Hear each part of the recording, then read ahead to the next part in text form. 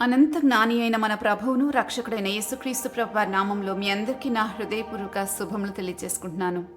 ఈరోజు మన ధ్యానం మత్తయి సువార్త 12వ అధ్యాయం 1 నుంచి 8 వచనాల వరకు. ఒకసారి చదువుదామా? ఆ కాలమందు యేసు విశ్రాంతి దినమున పంట చెరువులో పడి వెళ్చుండగా ఆయన శిష్యులు ఆకలికొని వెన్నులు త్రుంచి తినసాగిరి. పరిసయ్యులు అది చూసి, ఇదిగో విశ్రాంతి దినము చేయకూడనిది నీ శిష్యులు చేయుచున్నారని ఆయనతో చెప్పగా, ఆయన వారితో ఇట్లనెను, తానును తనతో కూడా ఉన్నవారును ఆకలికొని ఉండగా దావీదు చేసిన దాని గురించి మీరు చదవలేదా? అతడు దేవుని మందిరంలో ప్రవేశించి యాజకులే తప్ప తానైనను తనతో కూడా ఉన్న వారైనను తినకూడని సముఖపు రొట్టెలు తినెను. మరియు యాజకులు విశ్రాంతి దినమున దేవాలయంలో విశ్రాంతి దినమును ఉల్లంఘించియు నిర్దోషులై ఉన్నారని మీరు ధర్మశాస్త్రమందు చదవలేదా?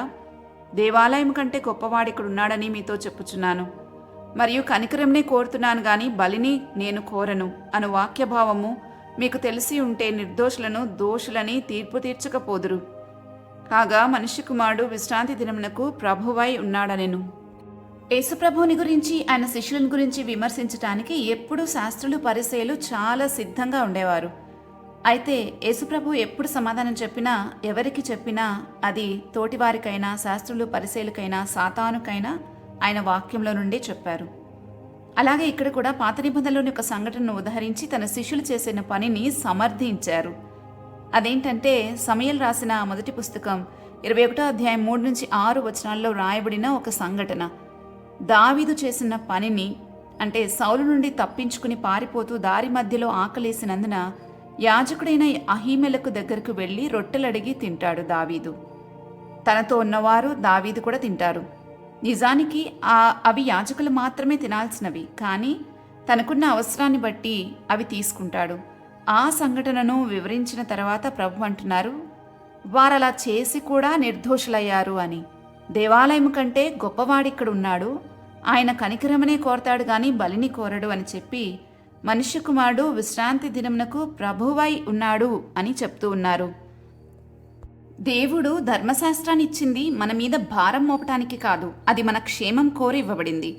మన అవసరాలన్నీ పరిగణలోకి తీసుకుని అర్థవంతంగా కూర్చోబడింది ధర్మశాస్త్రం. సబ్బాతు దేవుని దృష్టికి విశ్రాంతి యొక్క గుర్తు, అంతేకానది దేవుని ప్రేమకు మించిందైతే కాదు. కానీ అక్కడున్న పరిసయ్యులు శాస్త్రులు దాని విషయమై చాలా యేసుప్రభువుకి వ్యతిరేకంగా మాట్లాడుతూ వచ్చారు. ఆ మాటకొస్తే ఏదైనా అంతే, దేవుని ప్రేమకు మించిందైతే ఏదీ లేదు. అందుకే గలతీయులకు రాసిన పత్రిక 5వ అధ్యాయం 23వ వచనంలో రాయబడి ఉంటుంది, ప్రేమకు వ్యతిరేకమైన నియమం ఏదీ లేదు అని. చాలామంది నేడు కూడా మతాచారాలకు మనుషుల కన్నా ఎక్కువ ప్రాధాన్యతనిస్తూ వస్తున్నారు. మనం ఎప్పుడూ ఒకటి గుర్తుపెట్టుకోవాలి, యేసుప్రభు చనిపోయింది మనిషి కోసం, ధర్మశాస్త్రము కోసమో ఆచారాల కోసమో మాత్రం కాదు. మనలో చాలా మందిని మందిరాలకు వస్తాము కానీ పక్కవారి అవసరాలను పంచుకోవడానికి ఇష్టపడము. దేవుడు ఎప్పుడు మనిషి అవసరాలను చిన్నచూపు చూడ్డు. ఈ వాక్య భాగం మనకు స్పష్టంగా చెప్తుంది, ఆచారాలు పాటించడం కన్నా అవసరానికి ఆదుకునే మనసు మనకుండాలి అని. పాత నిబంధనలో దేవాలయం అంటే దేవుని నివాస స్థలం. ఆ దేవుడే ఇప్పుడు దేవాలయంలో కాకుండా బయట వారి మధ్యలో ఉన్నారు. ఎందుకంటే భౌతికమైన కట్టడాల్లో నివసించడానికన్నా మనల్ని దేవాలయంగా మార్చి మనలో నివసించడం ఆయనకు ఎంతో ఇష్టం. కొరింథీయులకు రాసిన 2వ పత్రిక 6వ అధ్యాయం 18వ వచనంలో, మనం జీవంగల దేవుని ఆలయమై ఉన్నాము, అందుకు దేవుడు ఇలాగ సెలవిచ్చుచున్నాడు, నేను వారిలో నివసించి సంచరింతును, నేను వారి దేవుడినై ఉందును, వారు నా ప్రజలై ఉందురు. కావున మీరు వారి మధ్య నుండి బయలువెడలి ప్రత్యేకంగా ఉండండి, అపవిత్రమైన దాన్ని ముట్టుకోవద్దని ప్రభు చెప్తున్నారు. మరియు నేను మిమ్మల్ని చేర్చుకుందును, మీకు తండ్రినై ఉందును, మీరు నా కుమారులు కుమార్తెలై ఉందురు అని సర్వశక్తిగల ప్రభు చెప్పుచున్నారు అని అక్కడ చదువుతాం మనం. కాబట్టి ఈరోజు మన దేహమే దేవాలయం. ఆయన మనలో నివసించడానికి తానే స్వయంగా తనను తాను బలి అర్పణగా అప్పగించుకుని మన దేహాన్ని తన రక్తంతో కడిగి పవిత్రపరిచి దీనిలో నివసించడానికి మనల్ని సిద్ధపరచుకునేది మన ప్రభువే. ఆయన రక్తంతో ఎలా కడుగుతారు అని కొందరికి ప్రశ్న ఉండొచ్చు. దానికి జవాబు ఏంటంటే, ఎప్పుడైతే మన పాపమంతటిని దేవుని సన్నిధిలో ఒప్పుకుంటామో అప్పుడు మనకు క్షమాపణ దొరుకుతుంది. ఆ క్షమాపణ దొరికిందనే నిశ్చయత మనలో కలిగింది అనంటేనే క్రీస్తు రక్తంలో మనం కడగబడ్డామని అర్థం. ఆ తర్వాత ఆయన మనలో నివసిస్తూ మనకు అన్ని విషయాల్లో సహాయం చేయడానికి ఇష్టపడతారు.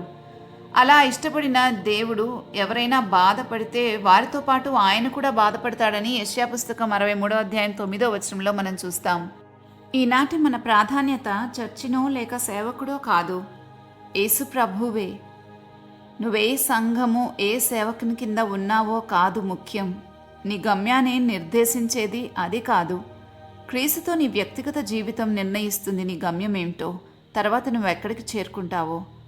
మనం 10 మందిగా కూడుకుంటే అదే చర్చ్ అవుతుంది. అలాంటి చర్చెస్ కొన్ని దేశాల్లో అండర్ గ్రౌండ్లో ఉన్నాయి, కొన్ని దేశాల్లో జైల్స్లో కూడా ఉన్నాయి. ఈ మాటను మనం ఎందుకు గుర్తు చేసుకుంటున్నామంటే, మనం ఎక్కడ కూడుకుంటే అక్కడే సంఘం ఉంటుంది. మన దేహం దేవాలయంగా మారేది క్రీస్తు మనలో ఉంటేనే. ఆయన మనలో నివసిస్తానంటుంది. మనల్ని అన్ని విషయాల్లో నడిపించి మనకు సహాయం చేసి మనం తన నిత్య మహిమలో ఉండడానికి.